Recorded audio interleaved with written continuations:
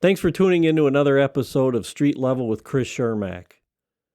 I hope you enjoyed last week's episode with Micah Woodard. This week we have Gary Duncan. Gary Duncan is a historian and parade committee member, along with myself, for the St. Patrick Day Parade. He's a great guy. I know you're going to enjoy him. If you have any questions, comments, if you want to come on the show, don't hesitate to send us an email. streetlevelwithchrischermak@gmail.com. Also, don't forget to like, share, comment, whatever else you need to do to get the word out there. I really appreciate everybody watching, and I hope you enjoy this show. Here's Gary Duncan.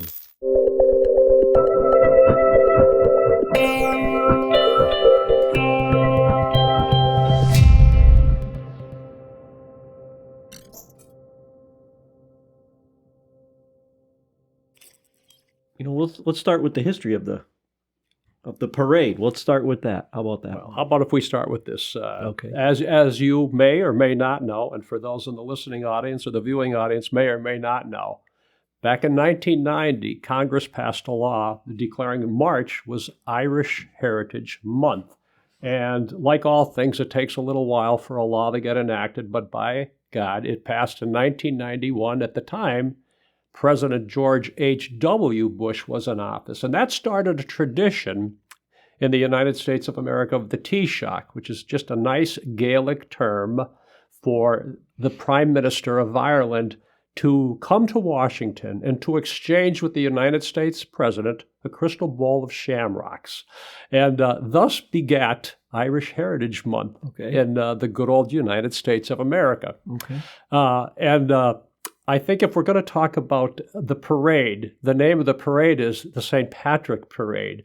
And so I'd like to start with a little bit, since it is Irish heritage, of St. Patrick himself, Absolutely. Who was born in the mid-400s A.D., back in what was then Roman Britain. And he was captured and taken to Ireland essentially as a slave. And Patrick spent about 14 years there in Ireland, and he escaped and he got back to Britain. But he said when he got back, he could hear the call of the Irish voices in his head. So even though he had escaped slavery, he returned to Ireland, and he spread Christianity in Ireland for decades later. And by and large, he's the one that gets all of the credit for converting Ireland from a pagan, a Druid nation, to a Christian nation. Okay.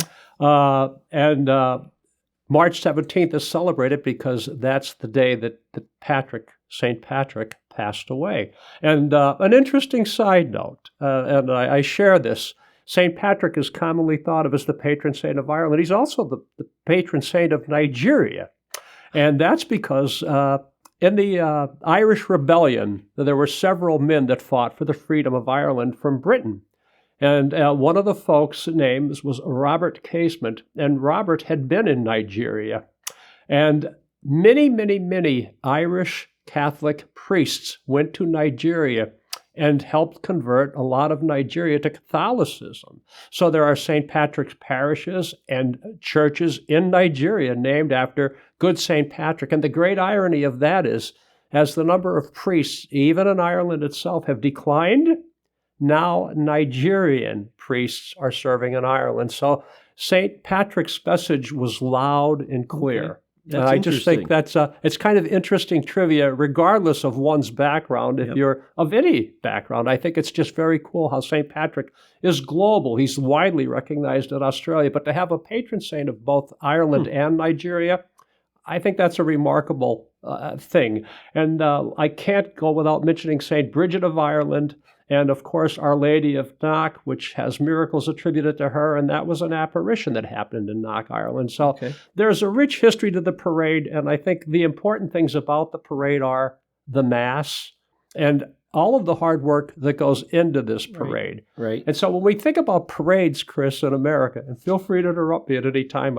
No, go ahead. Irish history for me is it's a big, big thing. But the first St. Patrick's parade here, actually in Ireland, started way back in 1737 by a group of Ulstermen, which means not necessarily Catholic, right? Scots-Irish, and that was up in Boston. And then, lo and behold, about 1766, we had our first New York City parade. So big gaps there. first presence of the Irish here in Pennsylvania. For anybody who even remotely likes history, have you heard of the Battle of Wyoming? Yep. The Battle of Wyoming? Okay, well, in that, if you take a look at the names of the people that are at the memorial down in Wyoming, Right. there's a dozen Irish names in that memorial. So there was an Irish presence here in northeastern Pennsylvania as far back as the Battle of 1778. That was July 3rd, 1778. Okay. So I think that's real cool stuff. Yeah. Now, Irish being Irish and all of the stereotypes and all of the things and the stories that goes along with them.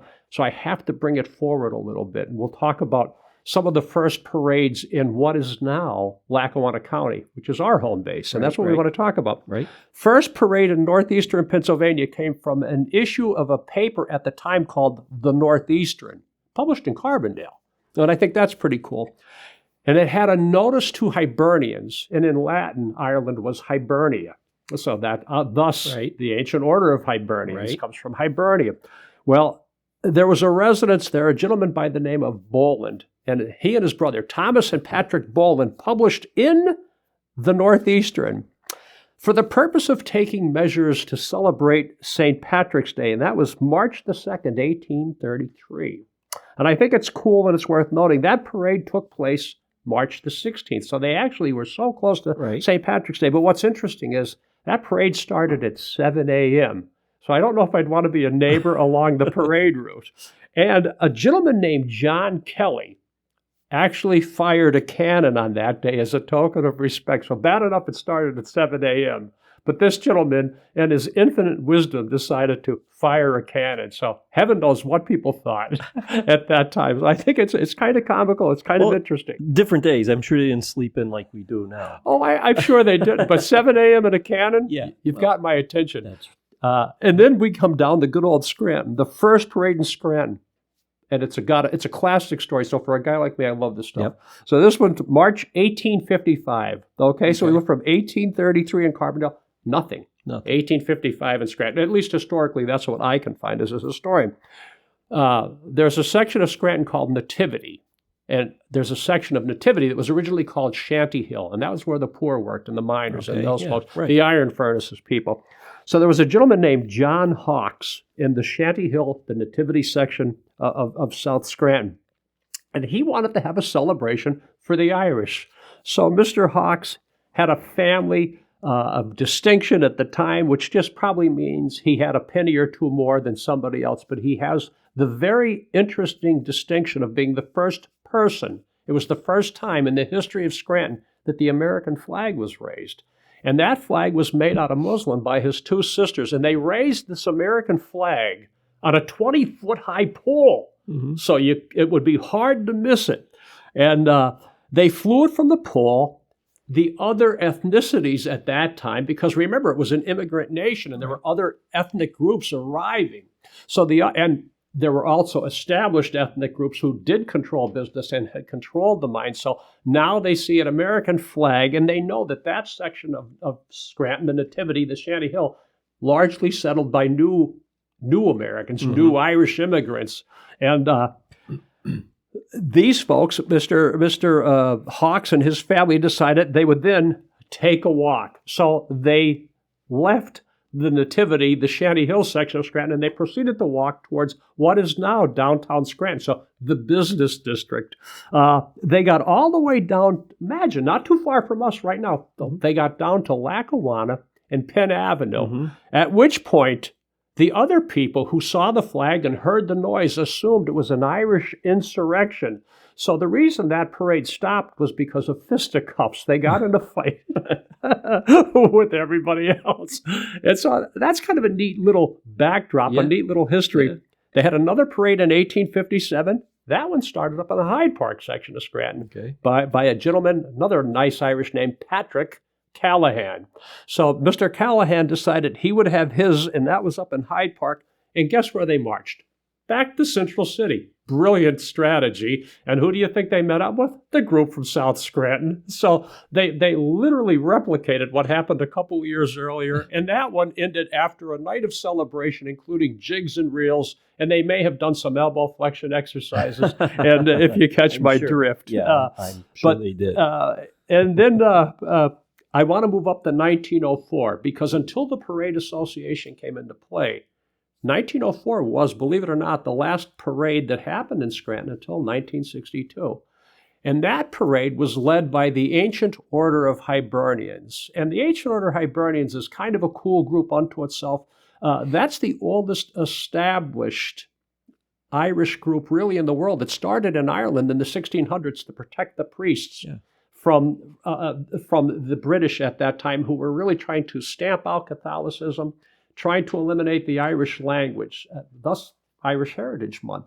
Then when the Irish influx, when the folks started coming to America, the Ancient Order of Hibernians certainly started up here. And again, it was not only to help with their religious beliefs, but also to help those coming over getting off the boat so that they could find a place in the community and seek employment and those types of things. So I want to bring that up. But that 1904 parade, and I've had many people ask me, I've done lectures at Marywood. I have talked about John Mitchell at the Anthracite Museum, so I've done a lot of historical presentations.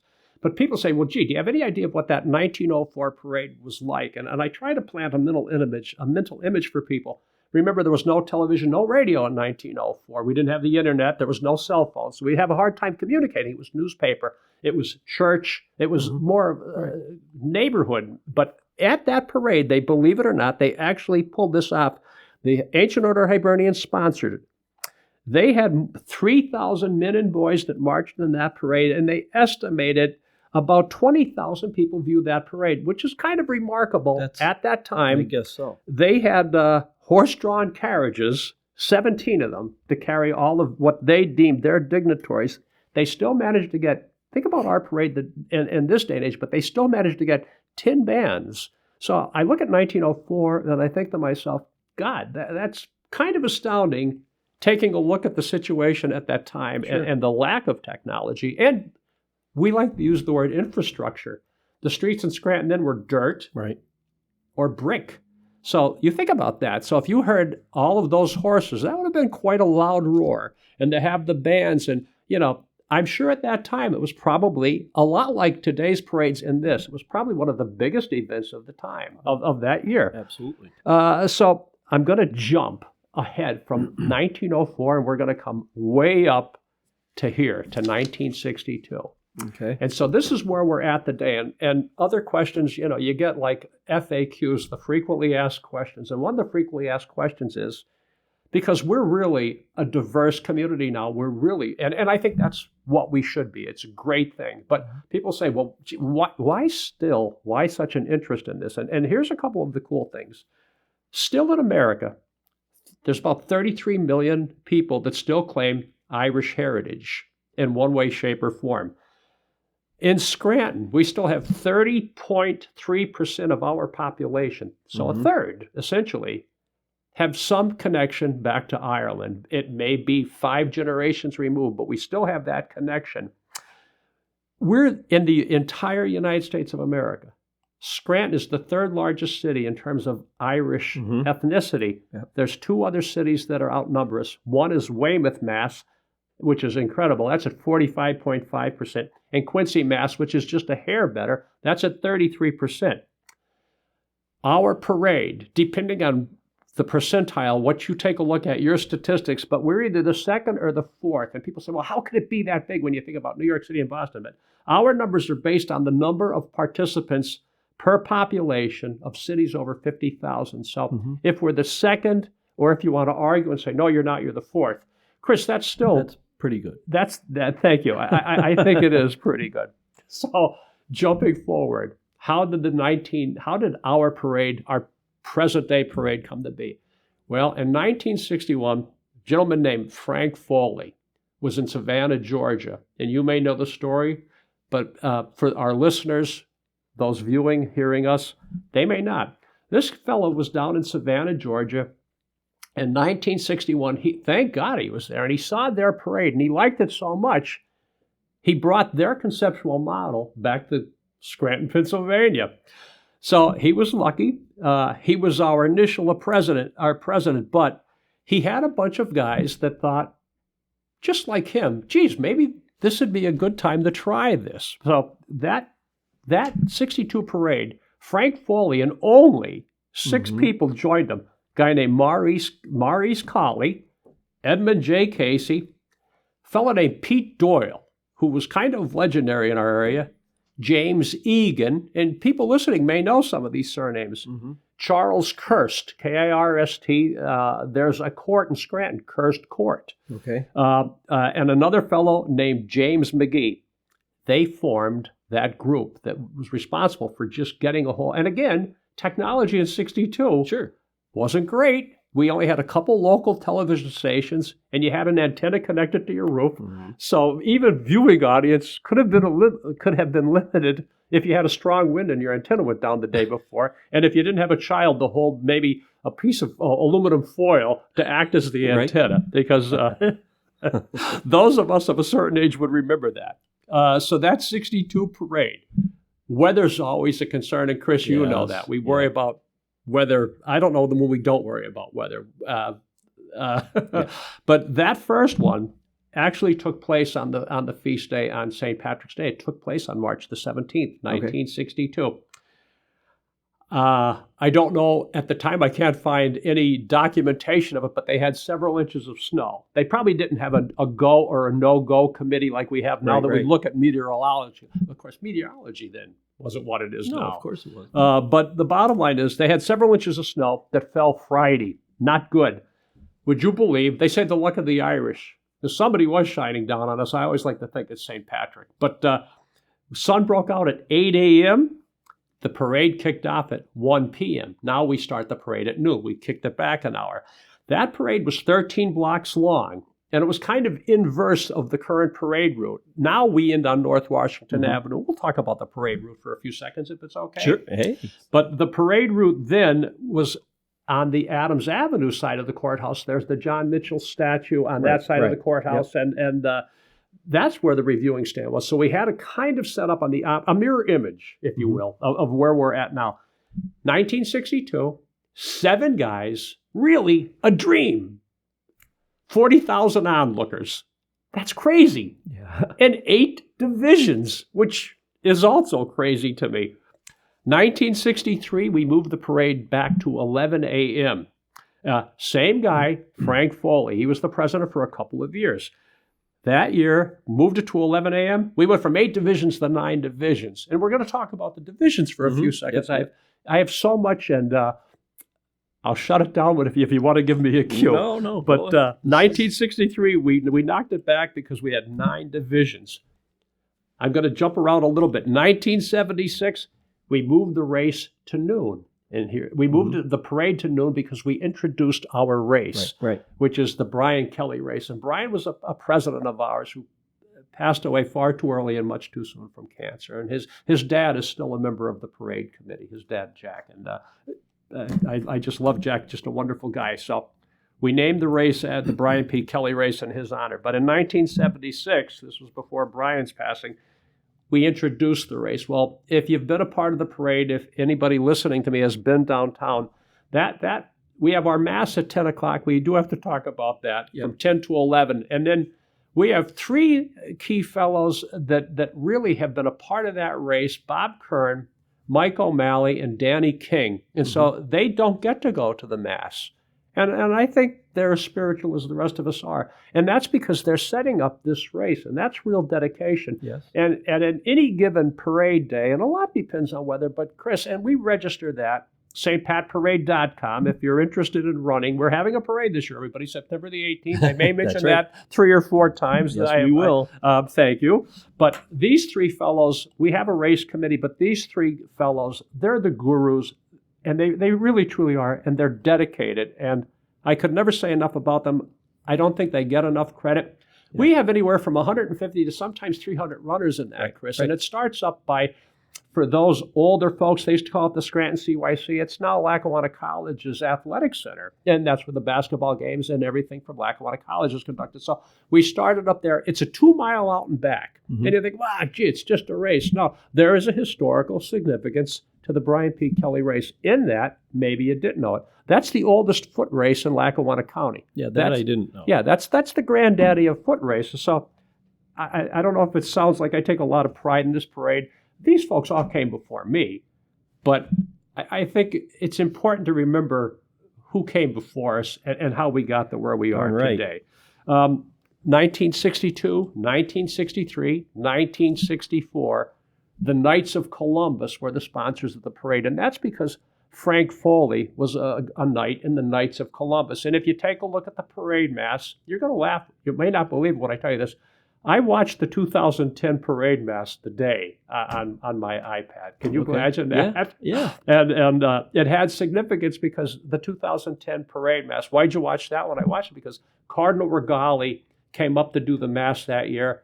I have a daughter, 23 years old now, Claire. My daughter Claire was one of the altar servers. No way. Yeah. Okay. And so as a dad, That's awesome. and the parade's all about families and children. And to think back, gosh, 2010, my daughter, now getting a graduate degree, was one of the many altar servers. And it kind of brings a tear to your eye.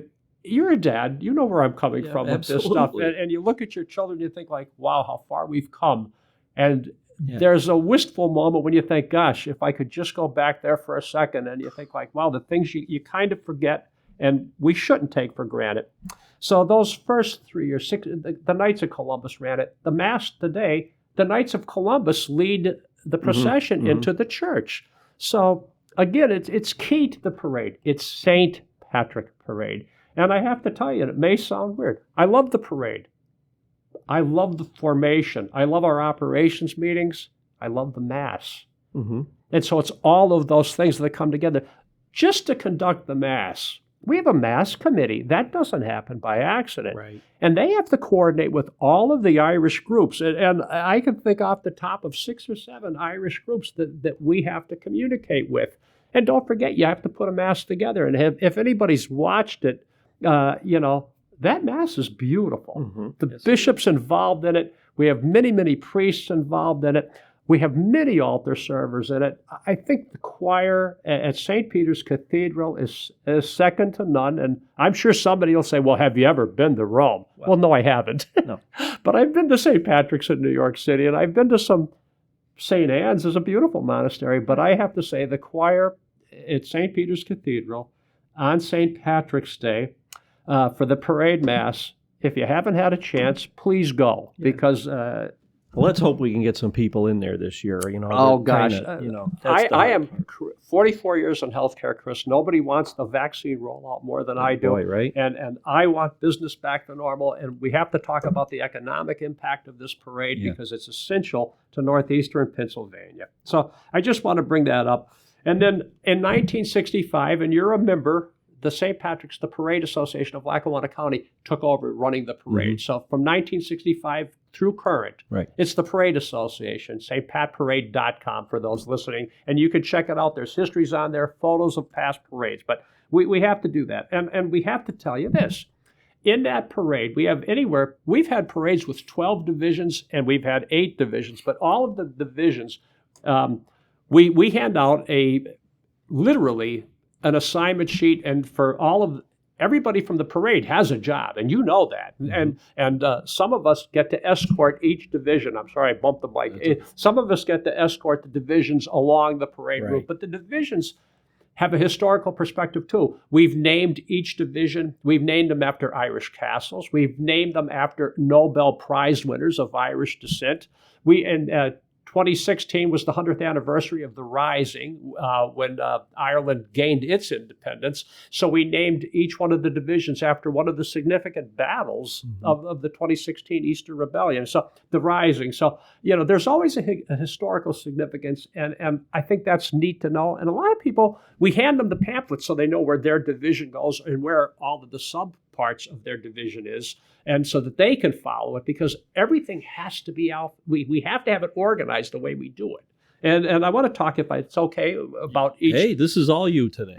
This is all you. Oh, that's a lot. Very interesting to me. And, and the sad part, too, is as I became a commissioner for the first time last year, the most fun I had was at the parade planning meetings. And then we, usually go out for a little, refreshment after. Our post. Yes. And so a lot of fun. Thank you. I'm looking forward to this year. Believe me. I don't want to say nobody's looking forward to it more than me, because I know there are people that are looking for it at least as much as me. But just that was the thing about the divisions. I wanted to talk about it. We did Irish inventors. In the year of a pandemic, one of the Irish inventions was the hypodermic needle. And boy, I don't know anybody who hasn't really the need for it in this day and age. So it's a celebration of family. It's a celebration, I think, not just of the Irish culture.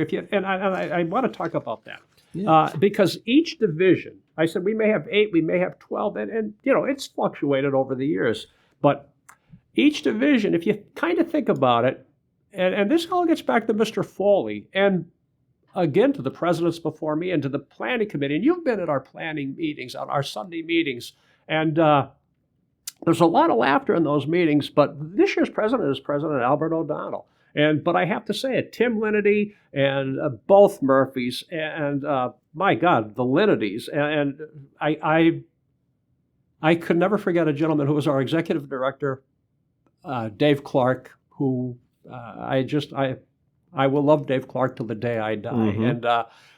And so, gosh, there's just so many folks, but those meetings where kind of it all comes together, and President O'Donnell and those before him go through everything on that. And each committee, subcommittee, has to give a report, and that's where we track everything, and where are the banners, and how are we doing with the masks, So each division becomes kind of a mini parade, and a lot of that happens at Sunday. And what people don't know is we also have operations meetings during the week, and we start meeting the first Sunday of the new year. Now things will be different this year because we're having the parade on September 18th, but I can assure you, we're still going to have operations meetings, and we're still going to have to get all that done. And if you think about it, what goes on, what's in each division, and in each division, if you think about it, it is a mini parade because we have the drum corps, we have the bagpipers that come through, we have the high school bands, we have the string bands, and we have the children's groups because we have our twirlers, and we have floats, and we have balloons. And so, God, 8 divisions. And here's the thing. If you take a look at it and think like, wow, that's a lot of people marching. Seriously, if you take a look, we probably have about 12,000 people just walking through there. Mm-hmm. And that's insane. We have we have the military vehicles. Yes. And if you remember, we've had the unicycle, the folks that come through. We've had jugglers. And a lot of people put their heart and soul into making a float. And the floats are just, I think, cool. The aquarium is new to Scranton, and the aquarium had mermaids in their float. And it's like, wow, and I guess when you look at it, you think like, well, that makes sense. But I'm sure they put a lot of time and effort and energy into the production of that. Absolutely, they did. And so, I don't want to sound over emphatic, but I think I need to sound over emphatic. Yes, you do. Because this is a big deal. I'm proud of the history, but when I sit in, and I'm blessed, they let me, President O'Donnell and those before him allow me, 2 to 3 minutes to give an Irish history. I look forward to that at the meeting. Thank you. Yes, I do. And so they're gracious enough to give me a couple minutes every week. They need to remember that stuff. Thank you. And I think we all should. Whether or not you're of Irish lineage, I think this parade, Chris, to me, is Scranton. When you walk that parade route, because I've escorted the divisions through, and we all don't get to be at the reviewing stand. We all have jobs. Mm-hmm. And the last couple of years, Tom Gilbride and another gentleman, another past president, Jack McAuliffe, we kind of closed the parade out. We stayed down. Yeah. We stayed down on Wyoming Avenue in Mulberry. We're down in that neck of the woods so that we get those last divisions through there. And I like that too. And I like being Tom Gilbride for me he's another mentor. I think, and Tom helps with the mass, and Tom helps with so much. And Jack McAuliffe, he was with the parade long before Gary Duncan was. Mm-hmm. And I look to those guys, whether or not they realize it. Yeah. I listen to every meeting because I think, and I've said it in the past, and sometimes people snicker when I say to the meetings, there's a lot of genius in that room. And everybody brings a little something different to the table. And I sit there and I think, my God, and I'm in healthcare, but to me, this is like working in a hospital. And it's such a well-oiled machine. That amazed me. It runs itself. It really runs itself, and it did. Well, it's remarkable. And that goes to the presidents And I have to go back to Foley. And there was another gentleman named Bert Stuckert, and Bert was a major, major, major player in it. And I've been there long enough that we've had friends pass that were members of that parade committee. But their influence, their emphasis, the things that were important to them, it's still with us to this day. Yeah. Yep. And take a look around that room, Chris, and you've been in it. And by God, we have a lot of people in our meetings. And this isn't an organization where you think about organizations. I've been the president of organizations. God, I've been involved in a lot. I've written a lot of checks in my day. And usually what it gets down to is it might be the same 5 or 10 people that keep an organization going. Chris, you've been in the boardroom when we've had the meetings. We might have 50, 75. Oh, yeah. The room is packed. There's really no room. And everybody has a job. And they all do it. And thank you for saying that. And Yep. so you take a look at that room and you think, is it chaotic? It is. But to the credit of Mr. Linnity, Ray Linnity, our executive director, to President O'Donnell, and to the presidents, I always say this, that preceded him, to the executive directors that preceded Ray Linnity, they stick to the script, and it's chaotic, but it's an organized chaos. Organized chaos. Yeah, Absolutely. and that's what makes it even more unique. And if you take a look around the room, you're talking to a guy today with gray hair and bifocals, and I know that. I don't look the same as I did when I joined the parade committee. But in that room, there's more people that don't have gray hair and bifocals. We're a young committee, and to keep any organization alive, you have to recruit the next generation of folks, and that's what Frank Foley did. That's what Bert Stuckert did. That's what Dave Clark did, and that's what Ray Linnity and President O'Donnell continue to do. Well, and that's why you're here today, because look, last year we got gypped. Yes. We couldn't have the parade. To me, it was terrible. Especially it was going to be my first one as a commissioner, but I wanted you here today to talk about this stuff. And, it's going to have the same enthusiasm in September as it would in March. So I actually think that it will. And in fact, I think we may see additional enthusiasm. I think people miss the parade. Oh, yes, they do. I really can't. I look at this from a different perspective probably than other people do.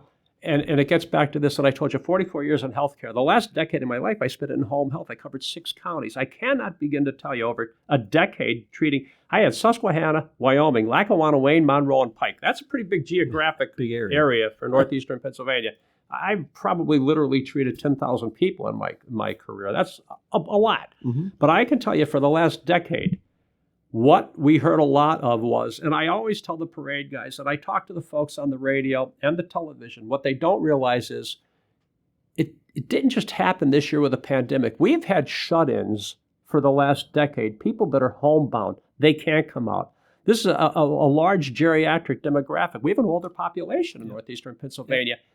That doesn't mean they don't have children and grandchildren and friends' grandchildren. And they watch that parade. What WYOU does for us to broadcast that parade. Yeah. Oh my God, Chris! It is such a tremendous commitment to us. Awesome. Yeah. And we can't get that message out to the homebound. So there's, as a health practitioner, as a medical clinician, we talked this year because of a pandemic, Chris. And here's why I love you. You're an EMT. You're a ski patrol guy. You do have a healthcare background, and you know exactly what I'm talking about. This year, and I've been involved with so many different components. I'm on the Council on Aging with Secretary Torres out of Harrisburg. We talk about... And on top of all that stuff, you wanted to get involved in the Suicide Prevention Alliance with Chris? our county. So I am thrilled to have you with us. You know what, Chris? I think... as Americans, this country is a melting pot.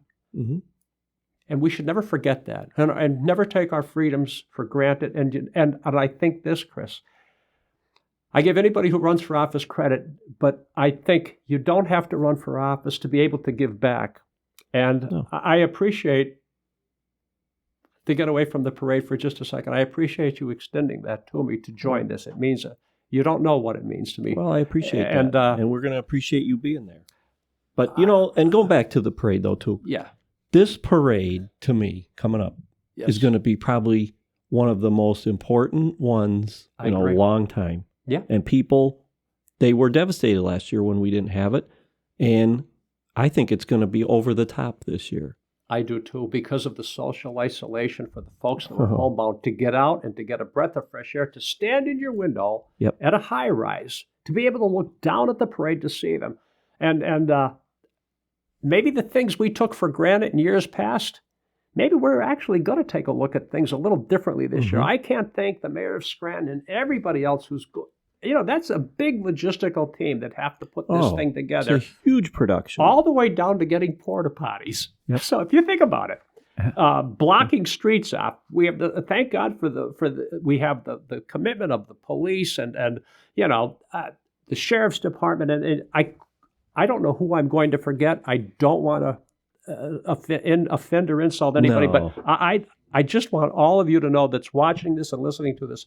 And I can't speak for Chris. Chris can speak for himself, but I think it's safe to say for everybody involved, we so sincerely appreciate what everybody, and this includes the folks that line the streets to watch the parade. I was just going to say, right down to the guys that paint the green line down the road. And that started in 1963, and that's Gene Reed, who we have, we've probably got thousands of pictures of Gene all over the media of Gene Reed doing his annual line painting, which is an event unto itself, and people watch that. Let me adjust this.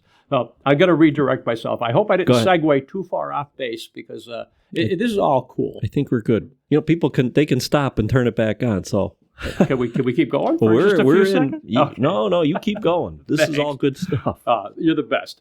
The parade route. Again, I'm just saying this as if this was a first for folks. There's always a first. Yeah. Every year's a first. Kids are born. You're back. So the parade route, as I mentioned a few minutes ago, it starts over at Mulberry in Wyoming at the intersection there. But don't think for a second that's where it starts, because as well as I do, we have people lined up down toward the Geno Murley Center. Mm-hmm. Right. And we also have folks lined up going back down Wyoming towards Scranton Prep, down toward that end of it, toward the car dealerships. But we start at Mulberry in Wyoming. We take a left on the Wyoming. We go down past the cathedral, past Linden Street. We take a left on Lackawanna. And boy, that's a wind tunnel when you get down there. And it's always addressed appropriately. Somebody said to me last night via Facebook, it might be nice walking in September as opposed to having 3 layers of I think they're Under Armour on. I think so. So we go left on Lackawanna, left on Jefferson. We go left on Spruce, and we take that final right on the North Washington, and that's where the reviewing stand is at North Wash. But it doesn't end there. People think, it stops there, but it doesn't. You have to go up past the Scranton Cultural Center, and then that's really the official end up by Lackawanna College, which is actually Vine Street. And that's where you wind it down. I talked about the Mass. I'll try and get through it a little bit quicker this time, but that Mass starts at 10 a.m. Right. And we process over from what used to be the old Bishop Hannon High School, but now it's used by the diocese for different purposes. But that Mass starts at 10 a.m. We do process over. Everybody's got the different organizations. Nobody's denied seating. Again, this gets back to the Mass Committee. And don't forget, you have to still work with the bishop and with the respective members of the diocese who we're involved with. But everybody has a seat, so we try to get all the pews set up and everything so that all the organizations are represented. But we also have to have enough seats left for the general public that want to come in. Things are going to be different this year. There's no question. But I say Hail Marys. I every day. I keep my fingers crossed. Sorry about that. But I keep my fingers crossed so that I hope this thing somehow gets behind us. I hope the distribution gets out there. It's not herd immunity. I hope it's 100% immunity or whatever it is, and that we get back to some semblance of where we should be at. So that's the Mass for me. Can I talk about the Operations Committee for a few seconds? Sure, absolutely. Okay, so the Ops Committee, and I told you, that starts the first Sunday of the new year. It'll be different this year. We'll still have Operations Committee meetings. A lot of that stuff, we're lucky we can get things out on our website. And again, we're lucky the folks from the Scranton Times-Tribune, Shamrock Advertising, they're very helpful to us, and we do appreciate that. I'd be remiss again if I didn't mention WYOU again, because they have to come up and they do all the broadcasting, and it's the same thing for them. They're they're up on the cameras, and they have to monitor that. And a member of the parade committee is with the folks from YOU, and they have the same division setup that we hand out to people when we set you up in your division. So they're looking ahead. And I don't know if people realize that. They're not looking down as you're marching past. They have to look at the YOU camera to see who's coming around that corner so that the intros can be done at the appropriate time. Yeah, sure. So the things you take for granted, but the behind this, that's all operations committee things. And we've had different people do it over the years. And I can only tell you, because I'm involved in the parade, we're either getting a division set up or we're escorting a division through.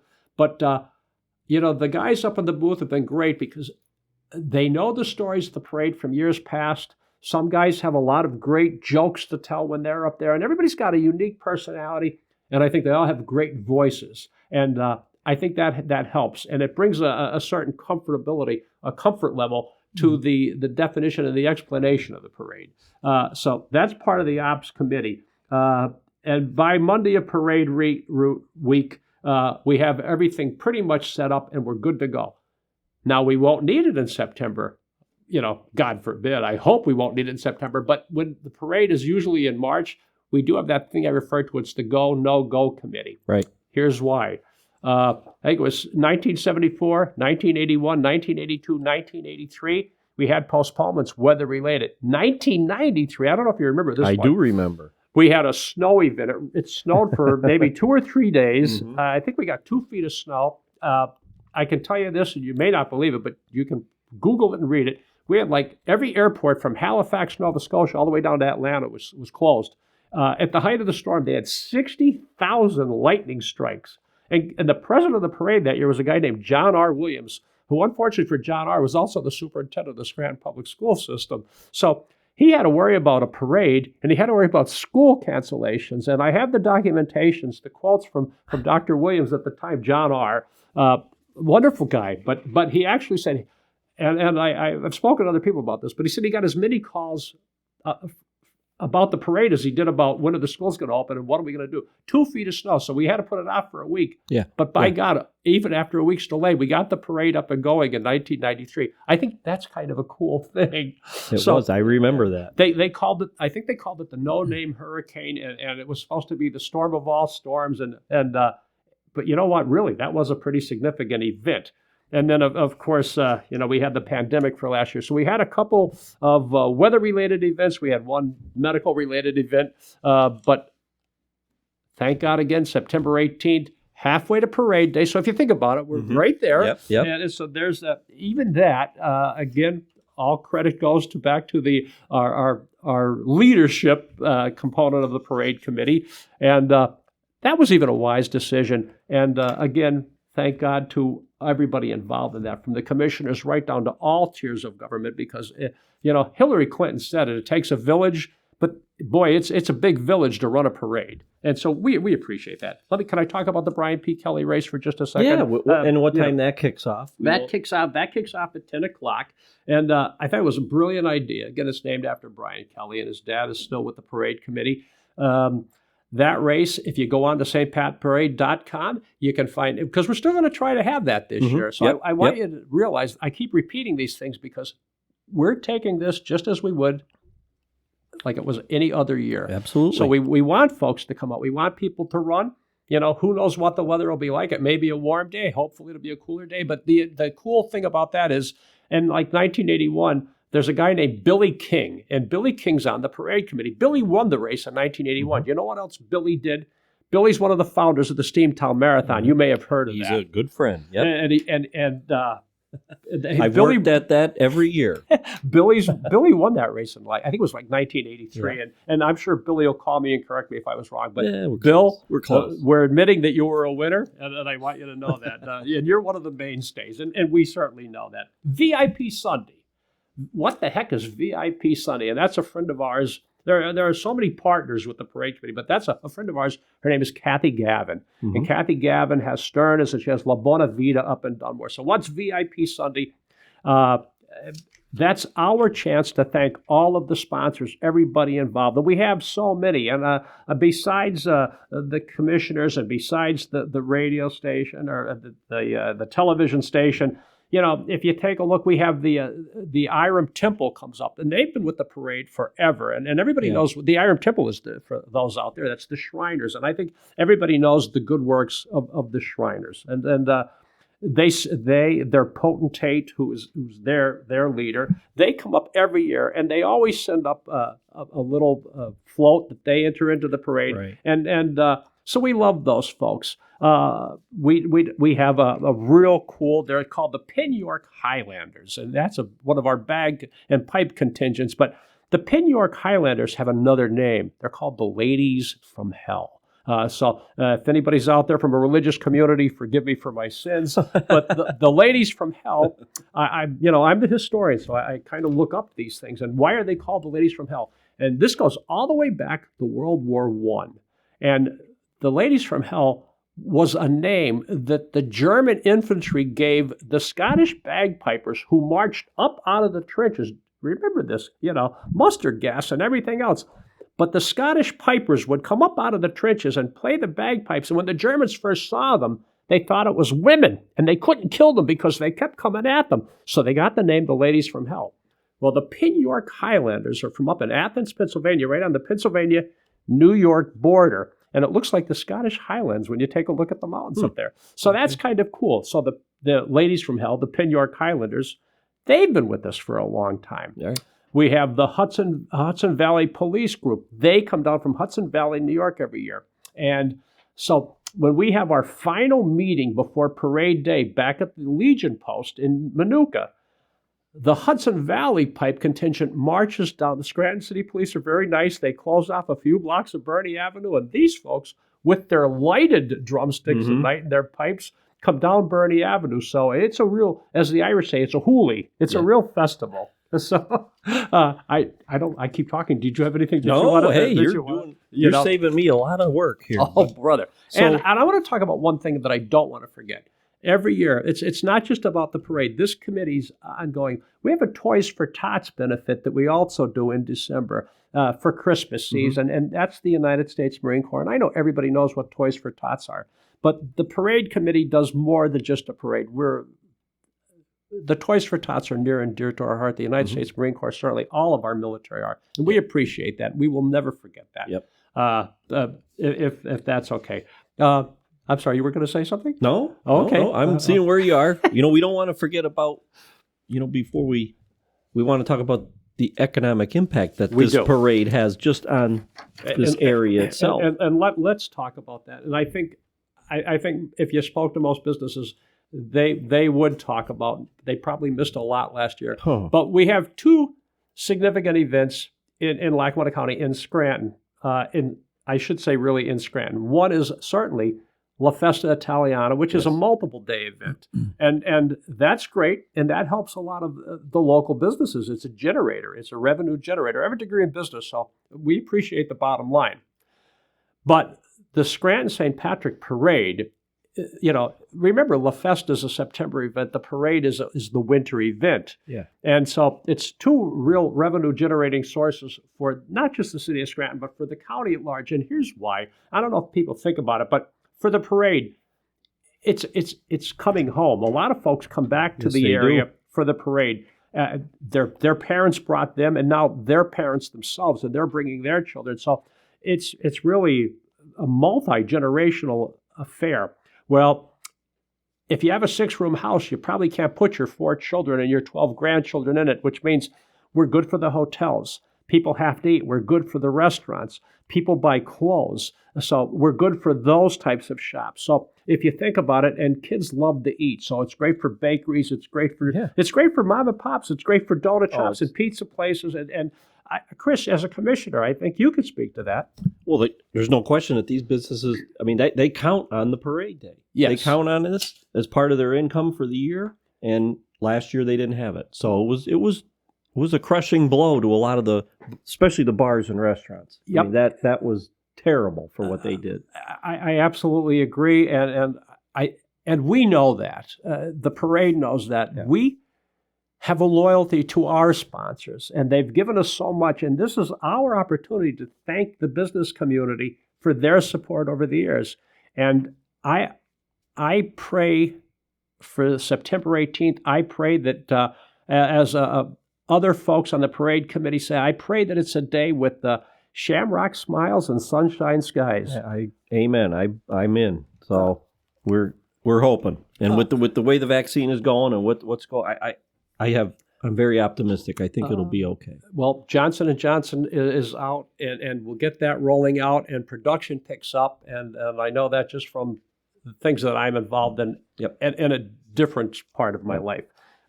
Couple other things just to throw out there. 1998, Chris, that started the post-parade at the Cultural Center. So when you're done with the parade, you don't have to be done with the parade. You don't have to go home or to someplace else. For those listening in again and viewing us, go up to the Cultural Center because we have all the pipe contingents that come through there. Yeah. And it's really nice, and it's great for the family to go in there. If it was a cold day, you can go in there and get warm up. And in September, God willing, that'll be open, and we can get the folks in there. And it's nice in there because they have hot dogs and different things for the kids, for the family. I like a hot dog as much as the next person. And we don't all need lobster and steak. I'm great with a hot dog. I say that sincerely. Just a couple cool things about the parade. A couple of things that it's me as a historian, I don't want to forget. Significant events for the parade and something that people, again, may not know. First off, the parade committee, I said we have the Toys for Tots thing, but at the cathedral, people may not realize it. Next to the cathedral, there's a prayer garden. Mm-hmm. And the parade committee was able to generate enough revenue to get in there is a tribute to Father Patrick Peyton. And Father Patrick Peyton said the family that prays together stays together. And he was a gentleman who spread the rosary globally, mm-hmm. and in the Philippines and other nations. And the story behind Father Peyton is his family were dirt poor. They came, like a lot of folks, everybody came here dirt poor, and that's not a bad thing. But his family came from Ireland and to New York, and from New York he came on train, I believe, into Scranton to the cathedral. And he was the sexton at the cathedral. And when I read the history of Father Peyton, he himself said these words, not Gary Duncan, the sexton is nothing more than a janitor. But he had such a remarkable experience there, and one of the priests took him under their wings, and he got an education. He went to college because of it, and he felt a calling, and he became a priest, and he started doing the rosary. And that, mm-hmm. and it's important if you're a Catholic, but this guy spread the message of the Lord, and it is St. Patrick Parade. And trust me, I scream a lot of bad things at people who drive too slow. So I'm not here to pontificate, but I am here to tell you that it's kind of cool if you ever went to the prayer garden to know that Father Patrick Peyton is there. And a lot of that is because of the parade committee's involvement and the love of the Mass itself.